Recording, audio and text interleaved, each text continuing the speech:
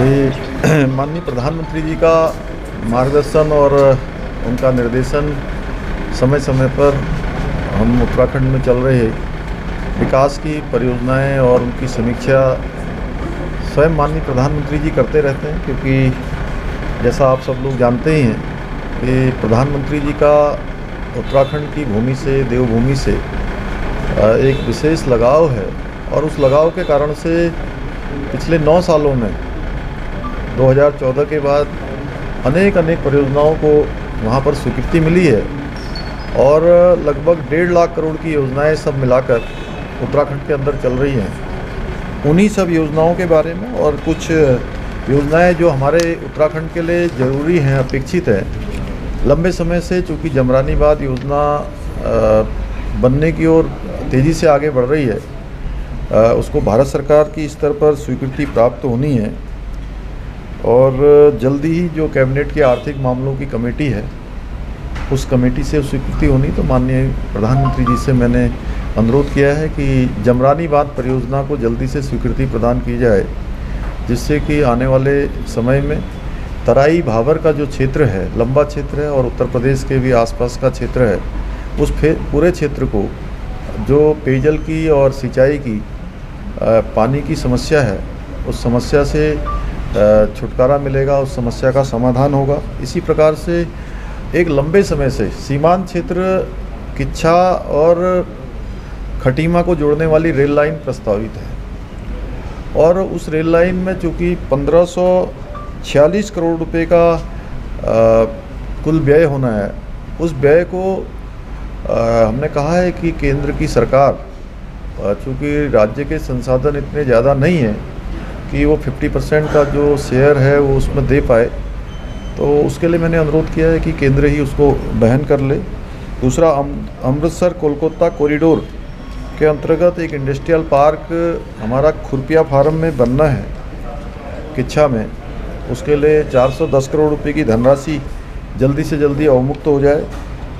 और हम दिसंबर माह में उत्तराखंड के अंदर, क्योंकि इस समय पूरे देश दुनिया के जो उद्योग समूह से जुड़े हुए लोग हैं, इन्वेस्टर हैं, वो आना चाहते हैं, एक सकारात्मक माहौल वहाँ पर निर्मित हुआ है।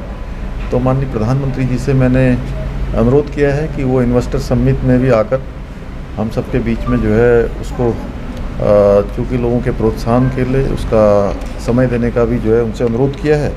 साथ में जीएसटी लागू होने के बाद जो कैपिटल सब्सिडी को भी जारी रखने का मैंने अनुरोध किया, क्योंकि हमारे राज्य में जीएसटी के कारण से, मिनिमम कंज्यूमर होने के कारण से और मैक्सिमम काफ़ी चीज़ें हमारे यहाँ उत्पादित होती हैं, उसका लाभ हमको सीधे सीधे थोड़ा कम मिलता है।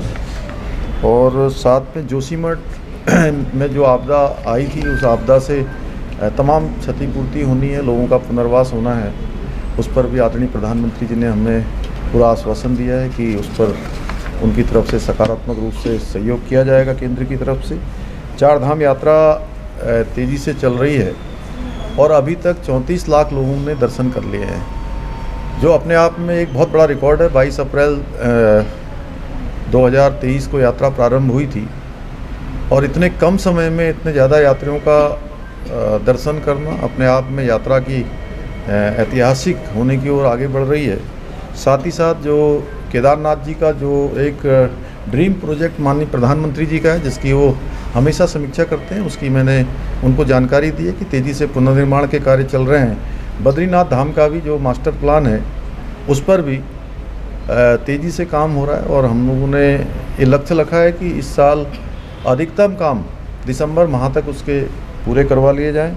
साथ ही आज से कांवड़ यात्रा भी प्रारंभ हो रही है और कांवड़ यात्रा में भी बड़ी संख्या पूरे देश भर के शिव भक्तों की आती है, जो माँ गंगा का जल लेकर अपने अपने स्थानों पर जाते हैं। तो उस यात्रा के संबंध में भी आदरणीय प्रधानमंत्री जी को अवगत कराया है।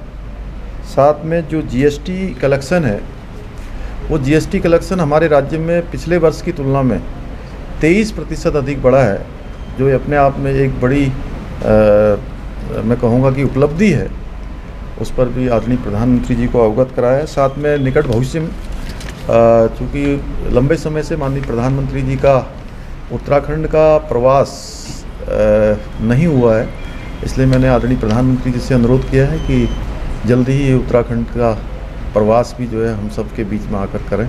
क्या यूसीसी भी डिस्कस हुआ है प्रधानमंत्री से, क्योंकि पहला स्टेट होगा पोस्ट इंडिपेंडेंस अगर यूसीसी इम्प्लीमेंट होता है? आज मैंने जो आप सबको मुद्दे बताए हैं उन्हीं मुद्दों पर मेरी चर्चा हुई। सर, क्या अमित शाह जी से आपकी कल शाम को बैठक हुई थी, क्या उसमें डिस्कस हुआ था? अमित शाह जी से भी, चूँकि राज्य के अंदर जो कानून व्यवस्था की स्थितियां हैं, चार धाम यात्रा की स्थिति है और आपदा से, चूँकि हमारे राज्य को प्रत्येक वर्ष बरसात के समय में आपदाओं का सामना करना पड़ता है, उसी आपदा की संबंध में जो हमने राज्य ने जो तरक्की जो जानकारियां करी हैं या जो तैयारियां करी हैं उन सब के बारे में चर्चा हुई है। और साथ ही साथ चूँकि STRF के साथ साथ NDRF भी जो केंद्र की हमारी है, वो भी चारधाम यात्रा और आपदा के समय में हमारे पूरे सहयोग के लिए हर समय जगह जगह पर तैनात रहती है।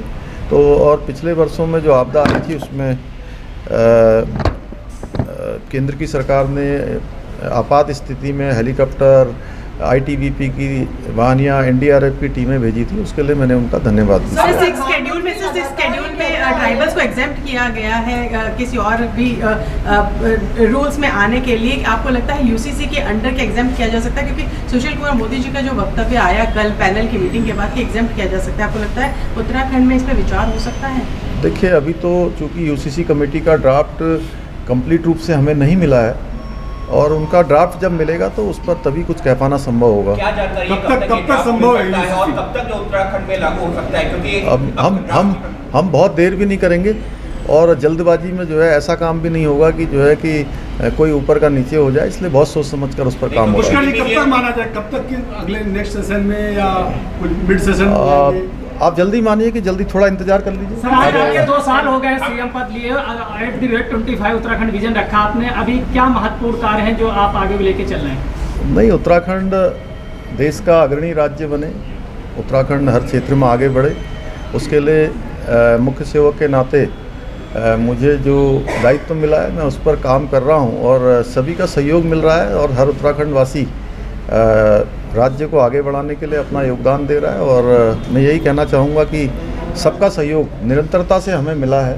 एक एक पल और एक एक क्षण हमने प्रयास किया है कि राज्य के लिए लगाएं, राज्यवासियों के लिए लगाएं। सर, अगर ड्राफ्ट छोड़ दें, यूसीसी ड्राफ्ट की बात छोड़ दें, तो क्या ट्राइबल्स के मामले में आपके क्या विचार हैं, ये हम जान सकते हैं कि ट्राइबल्स को एग्जेम्प्ट किया जाना चाहिए? देखिए, चूँकि क्या है कि इस पे यूसीसी कमेटी ऑलरेडी काम कर रही है और ट्राइबल्स के बीच में भी और आदिवासी क्षेत्रों में भी, बहुत सीमांत क्षेत्रों में भी उस कमेटी ने ट्राइबल्स लोगों के बीच में जाकर भी उनके समूह से भी बात की है और उनके विचार भी लिए हैं। तो उसका सबका संकलन है उसमें यूसीसी कमेटी में। उसी के एक्सटेंशन में पूछ रहा था, बीजेपी का हमेशा से पोल प्रॉमिस रहा है यूसीसी, प्रधानमंत्री भी यूसीसी के बारे में जिक्र कर चुके हैं।